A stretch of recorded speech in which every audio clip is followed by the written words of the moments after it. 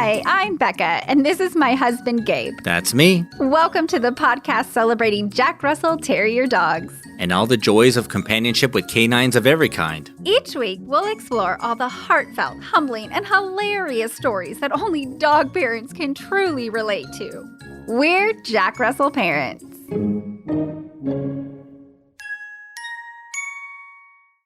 Good day to you. Hi, folks. Puppy parents, we have some feel-good conversation for you today. We have inspirational puppy stories about rescuing JRTs, followed by a special interview with fellow doggy podcaster Yamini from Rescue Dog Moms. I can't wait to dig into these rescue stories. They are so awesome. So many heartfelt, humbling, harrowing, heartbreaking stories. This was the most successful ask that we've ever had on social media. We've got over 500 responses about people who rescued JRTs. It was overwhelming, and it was hard to narrow down to a few. It really was, and we are so grateful for your stories and your willing to share and connect with us, and for you rescuing these babies. Yeah. So are you ready for some puppy parent replies?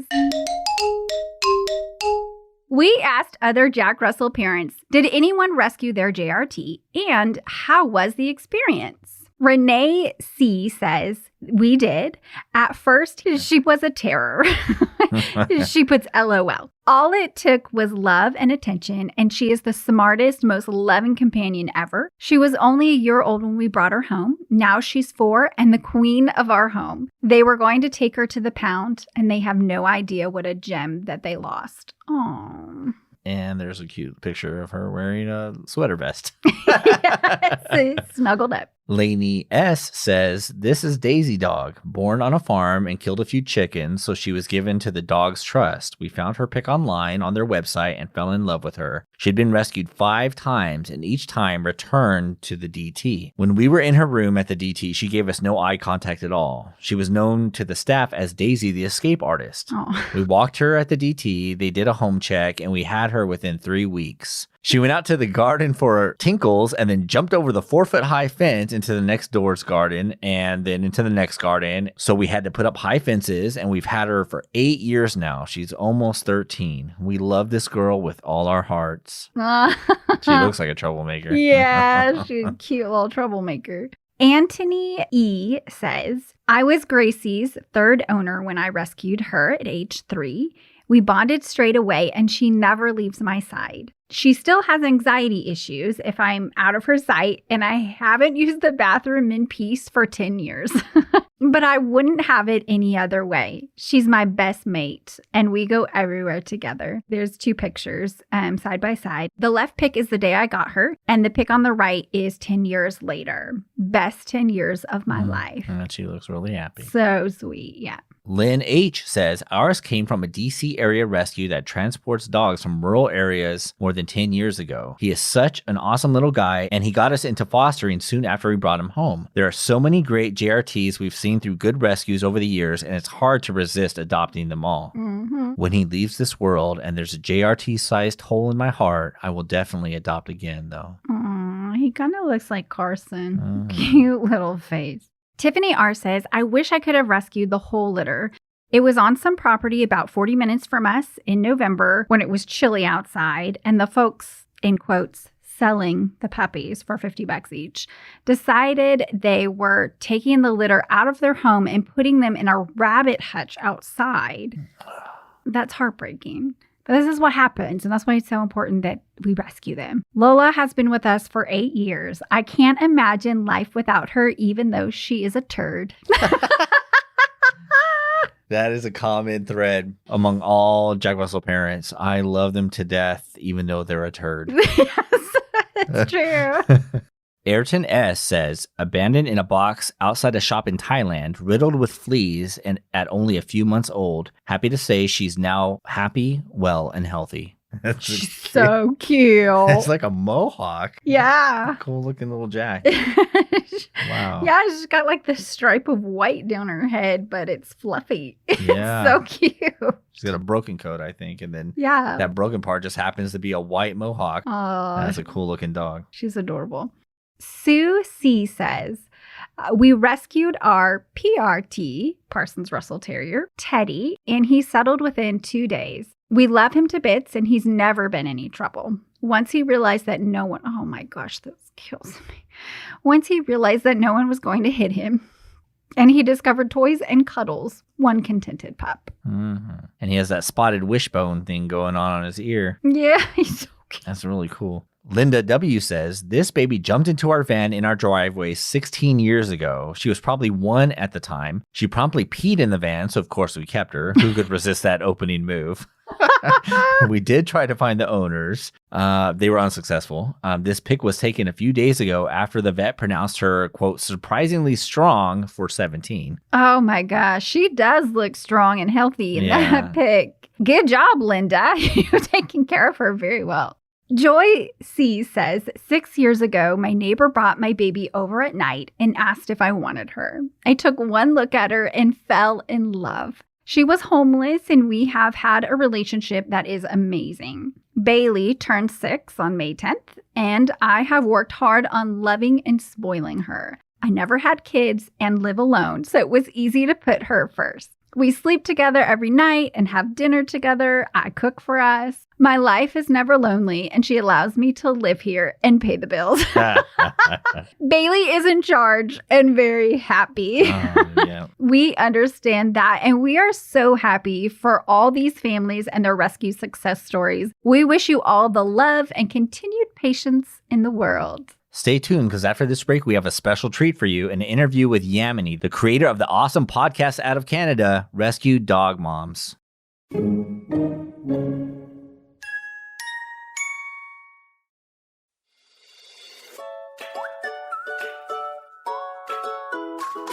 I had an awesome puppy parent connection the other day. I was rocking my Jack Russell Parents t-shirt in the grocery store, and because of it, I struck up a great conversation with a lady. And not only did she think my shirt was super cute, she too had a JRT named Wags. That's a great name. I love it when slogans like Dog Mom, Dog Dad, or Jack Russell Parents bring people together.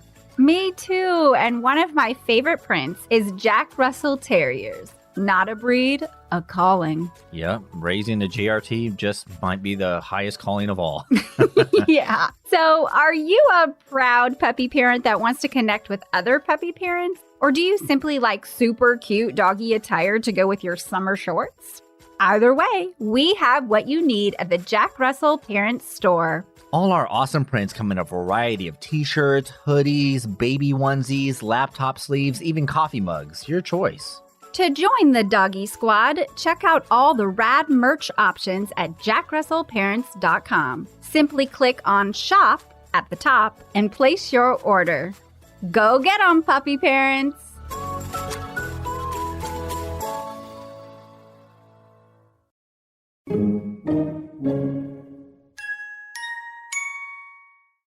Today, we are talking with Yamini from Rescue Dog Moms, a parenting podcast. Welcome, Yamini. Thank you. Amazing to be here with you guys. That's wonderful to have you. Love your show. Thanks so much. Every time I hear any fans, it sends me over the moon. So I really appreciate it. Yeah, you are so welcome. We understand that totally. Do you have any weekend plans? Weekend plans, yeah. Well, my dog is out right now with his dog dad and hanging out with a fellow dog friend. So he's having a great old time. I'm basically planning out some house viewings because we're looking to move. Oh, that's exciting. Or is it? I mean, that's not always It is. I know that is usually, it can go either way, but this time it is exciting. We, as dog parents do, are looking for a better place for our child. Oh, great. So we're trying to get a place with a backyard, which we don't have right now. Uh-huh. I'm really excited to have outdoor space for Boss and obviously for us dog parents too. Yeah. Absolutely. Just to have his own little space, he really needed it. And that was a driving force in us buying a home. Yeah, it made a big difference. Yeah, no kidding. We have a park right next door and it is amazing. But Boss is also does have a history of reactivity and he's very overstimulated. Mm. So it's been a process there about getting him integrated into the parks. And I just think if he has his own space where he doesn't have to get interrupted by a billion dogs coming by, he'll just be a happier little guy. Absolutely. That sounds like a great plan. We've always wanted to visit Canada. I had almost bought plane tickets to Canada right before COVID struck. And we were going to visit we saw like documentaries about some of the famous gardens. Do you have a favorite garden you go to? Oh man, I'm in Toronto. So definitely, as far as a big populated city goes, there is a lot of green space in my neighborhood. I wouldn't say blooming gardens, but I will say my neighbors are very dedicated gardeners. There are some beautiful flowers around my neighborhood. That's pretty close then. Yeah, that's wonderful. Yeah. Where were you guys thinking of traveling? I think it was the Toronto area or in your neck of the woods. I can't remember exactly. 1 year ago feels like 10. Oh, I know. So, Yeah. and I've just stopped altogether thinking about travel. So yeah, totally. It reminded me where you guys are at. We're in Central Texas, Austin. Austin is one of my places too. I really, really want to come by. So Yeah. maybe at some point we can have an IRL reunion. Absolutely. This is what I say to all my podcast guests. I'm like, one day we'll actually just have a chat in person. We'll show you all the good barbecue spots. Yeah. Oh, I would love that. Awesome. So from one podcasting puppy parent to the next, tell me about your rescued fur baby and how that led to you starting a podcast. Boss, my rescue fur baby, I love that term, is definitely a big inspiration for me. So I rescued Boss from a rescue here in Toronto called Fetch and Release. Fetch and Release is basically an entirely volunteer-run rescue. So instead of having a physical shelter, we have a community of volunteers who foster dogs, let dogs decompress in people's homes, get some training, learn what it is to be a dog. Yeah. And as a result, Boss actually had previously been in a home, had been returned because he's a little crazy, and then ended up in our lives. And I think we made this very spontaneous decision last May. So in the middle of the pandemic, we were just like, dog starved, and maybe it wasn't the best financial decision at the time because my partner had just lost his job, and we were like maybe just being like, oh, we should probably take it easy, but then we saw his picture, so we're like, no, we're grabbing this guy. Yeah. And he has the best name, by the way. That's so funny. So his name from his previous home was Bosco, and we were planning on changing it, but then we just kept calling him Boss for short, and it just stuck. And now I can't imagine him having any other name, and it depicts his personality perfectly. Yeah, it does. Just to see his picture, you're like, oh yeah, he's the boss. The name fits. It's so cool. It tracks. 100%. So what is your history with dogs? Did you grow up with pups? I did not grow up with pups. I was obsessed though. I think I've made wishes to have a dog for every single birthday since I was like 5 years old. So I've been obsessed with dogs my whole life, but my parents, probably rightfully so, knew that I wouldn't take as much responsibility as they probably would have wanted at that age. So yeah, my experience with dogs kind of started, I guess, about a year before the pandemic. My partner Dan and Dan did grow up with dogs and has a lot of experience with dogs. We started doing rover sitting. So we'd sit dogs in our neighborhood. It was the best part-time job. So cool. We loved it. And then when the pandemic happened, that kind of revenue stream just kind of shut down because obviously people weren't traveling anymore. Right. I think we actually had our last sit was literally the day that, our Prime Minister Justin Trudeau was like, all right, Canadians, come home, like stop traveling. We need to come back. Oh, I know. So anyway, after that, we really missed having dogs around. So we started fostering with Fetch and Release. wow. I actually volunteer with them as well as what's called a foster coordinator. And I've been involved in dog rescues just from a volunteer perspective since. And then adopting Boss has also allowed us to like train him up and be able to foster a ton more dogs in the process. Gotcha. And it is through this rescue community, being involved as a volunteer, as a foster, learning about all the different parts. Like that's what inspired my podcast as well. Yeah. I knew so many amazing people in my community that just had so much deep knowledge on rescue dogs and had so much passion for not only their dogs, but rescue overall. Yeah. So I just always wanted to do a podcast. And I just thought it would be awesome if our community had a spot for people to just share their experiences. There's so many amazing, training podcasts out there. And I love listening to them, but I didn't want to do another training podcast. I wanted to have something that was more personal and more storytelling based and just people sharing their experiences. So that's where Rescue Dog Moms came from. Yeah, I love listening to the show. It is very personal. It's very intimate. By the time an episode ends, you really feel like you know somebody. Oh, I love hearing that. It's such a perfect fit for you, with your experience, with your history, just everything. It all kind of comes together in this wonderful little package. And so we're excited to see where it goes for you. And we hope your continued success for sure. So what is your most favorite rescue story so far? I'm sure it's hard to pick. Yes. It is so hard to pick. From the podcast perspective, I would say my first episode, which is still my most popular one, is with a fellow rescue person named Melanie. She has a dog named Nanaimo who is blind and had both of his eyes removed. And she just taught me so much about like changing my perspective on some dogs with special needs and just in general, how resilient they are, how happy they are, and how they aren't as crazy amount of work as we all think they are. And they have such beautiful stories and personalities to share.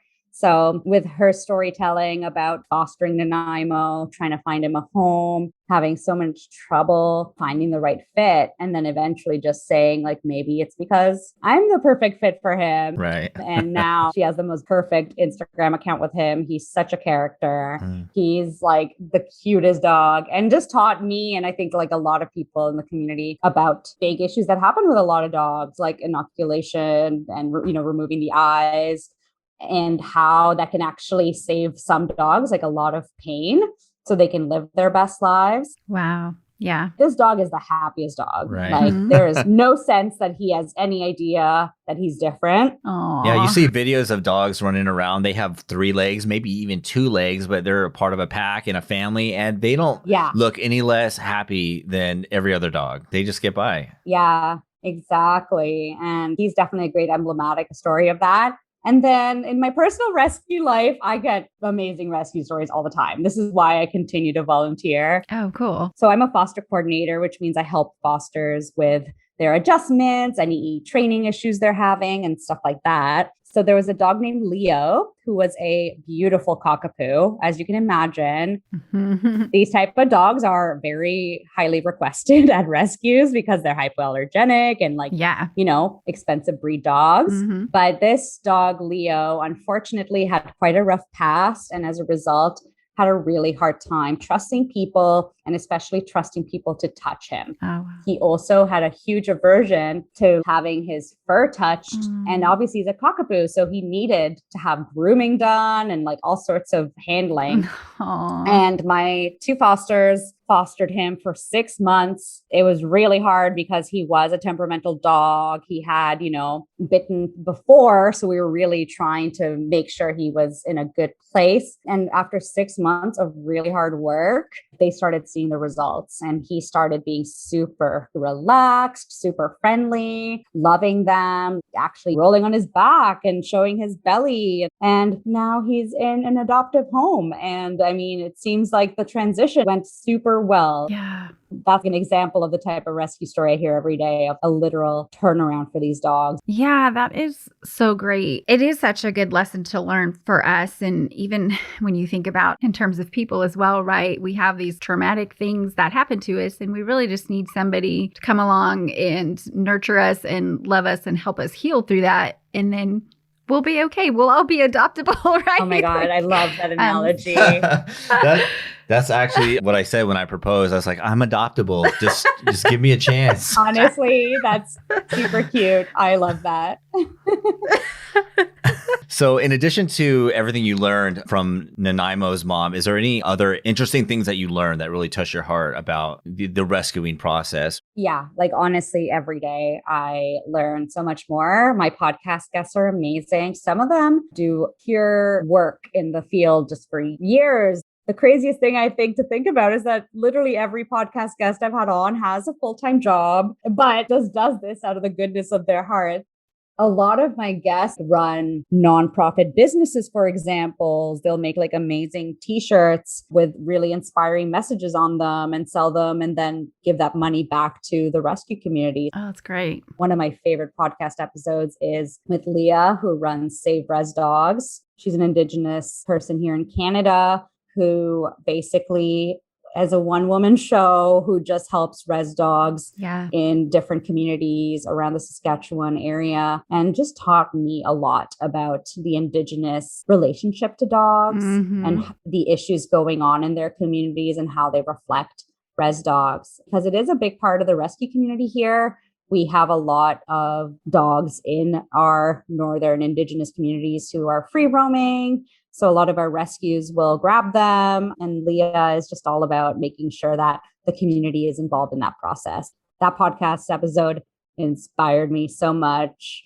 She cried while she was talking about like the dogs that touched her heart. And I just was like, oh my God, I cannot believe someone would cry on my podcast. You know, like it was just this moment of just like, oh, thank you for trusting me. Yeah. And since then, I've gotten to know her a little bit better. And she's just an amazing person. So I was really happy to have her on there. It's always interesting to learn about other cultures, even as something as simple as how they interact with dogs, as opposed to, you know, how we grow up and our perceptions of canine human relationships. It grows us as a person. Yeah. And I think it's actually really important for us in rescue because there are shelters with lots of dogs that come from our, you know, you guys have a very different landscape of dogs than we do.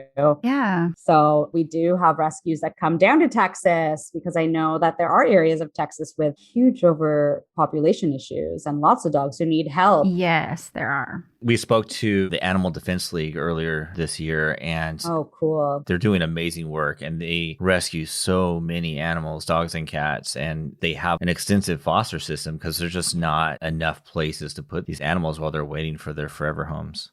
Yeah, that's why we try and collaborate because we have the opposite issue here. You know, we're very lucky that we have very strong bylaws. In general, like I think like we just have a setup that allows dogs to not be overpopulating. Yeah. But as a result, especially during this pandemic, everyone wanted a dog.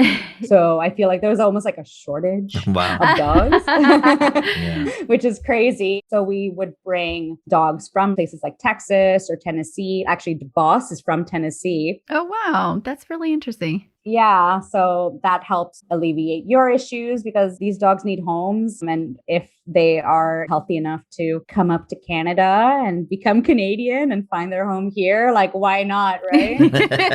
Absolutely. They just have to get used to the different food. Yeah. They have to get used to the cold. So that's always a fun thing.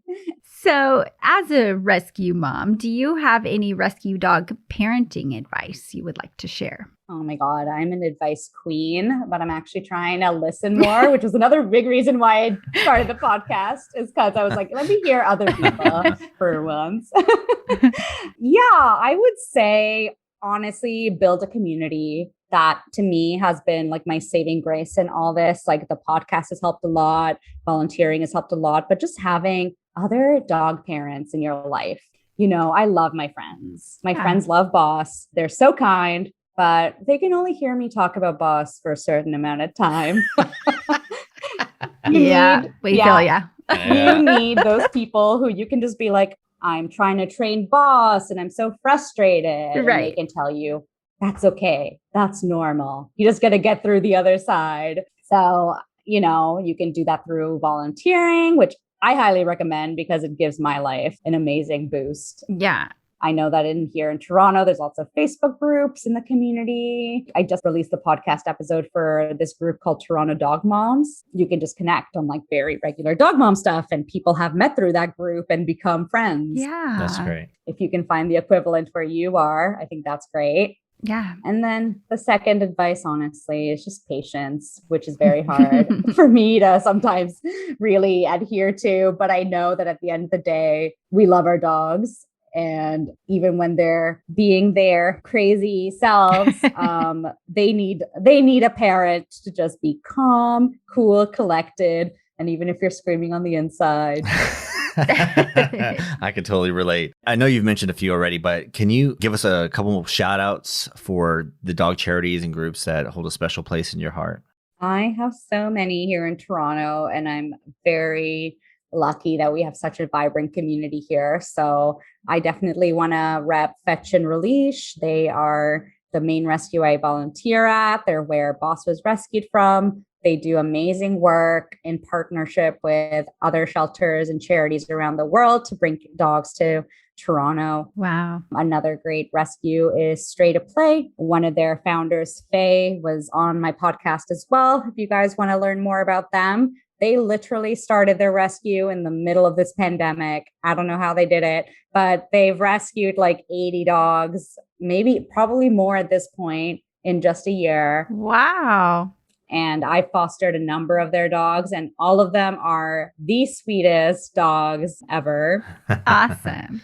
Also, there's some groups out there that don't necessarily do rescues, but they support rescues. One of them is Meals for Mutts. They're going to be a future podcast guest of mine. They basically raise funds to provide food for the Mexico shelters that they work with. Yeah. Fetch and Release is at fetchandreleash.ca. I love that name. Yeah, that's wonderful. Stray to Play is at stray2toplay.org. And the last one is Meals for Mutts, FOR, mealsformutts.ca for Canada. There we go. Wonderful. So tell everyone how they can get in touch with you, whether it's they have a rescue story or whatever, they want to connect with you somehow. How would they go about doing that? Well, I'm a very chatty person, so please connect. I would love to hear from you. You can find me at rescuedogmoms.ca as well as all of my episodes. And you can definitely contact me on Instagram at rescuedogmomspodcast. And you can also email me at rescuedogmoms@gmail.com.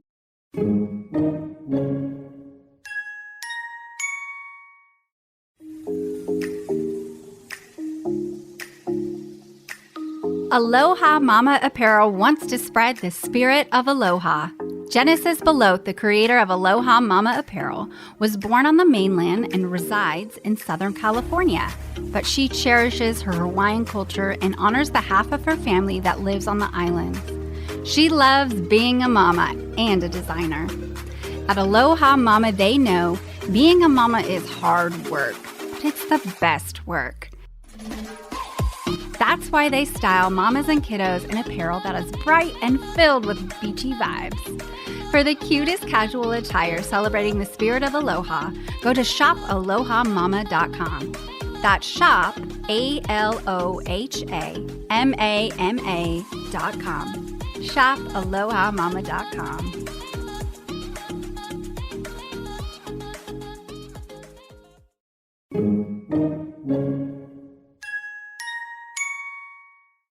This has been so fun. So we're not quite done just yet. We're going to wrap up with our world famous Zoomies round of questions.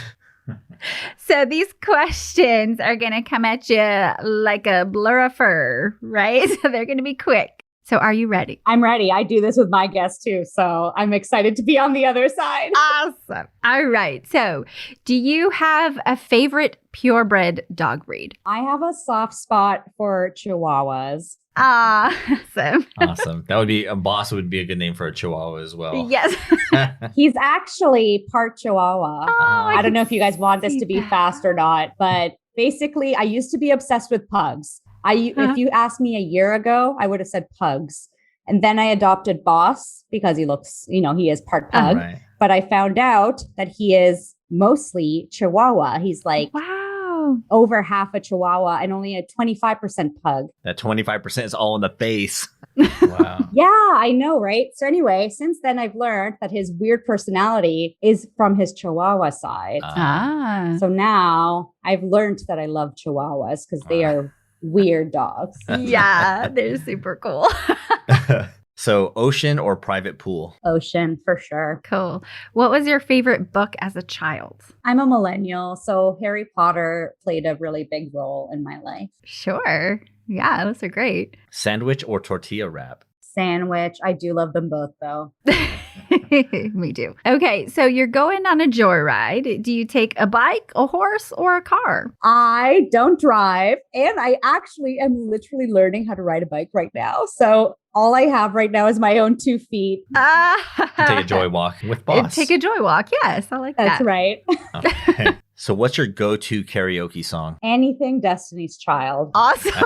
That's awesome. And lastly, would you rather win the lottery or work at your dream job? Yeah, I'd rather win the lottery. And then Me I too, can girl. do my dream. I can just do my dream everything and not worry about getting paid. Sounds Yes. great. That's fantastic. Love it. Awesome. Well, Yamini, thank you so much for being with us today. We really appreciate you giving your time and your insight. It's just been a pleasure. It's been so nice chatting with you guys. Thanks for having me. I feel like a VIP. Oh, good. You definitely are. And we look forward to listening to your show each and every week. Thank you for your kindness and compassion. You are doing the world good when you rescue a pup. Be sure to listen to Thursday's Zoomisode, where we talk about one of the most heroic Jack Russells that ever lived. Did you enjoy this episode? Did you learn from the content? Or did you just have a good, relatable laugh? Well, now what? It's time to subscribe, follow, keep listening, and give a positive review on the Apple Podcast app. Then share the podcast with other puppy parents. This will allow us to connect you and your friends with fun, dog-loving content week after week. Until next time, this is Becca and Gabe, the Jack Russell parents. Say bye, Carson. We'd love to connect with you online at jackrussellparents.com or on Instagram, Facebook, and Twitter at JRT Podcasts. That's at JRT for Jack Russell Terrier podcast. The Jack Russell Parents Podcast is produced by Earball Audio. Jack Russell Parents is brought to you in part by Super Chewer. From the makers of BarkBox, Super Chewer is a themed monthly delivery of toys and treats made especially for dogs who play harder and demand a challenge. Simply go to jackrussellparents.com and click the Super Chewer link to enjoy their great offers while also supporting our podcast.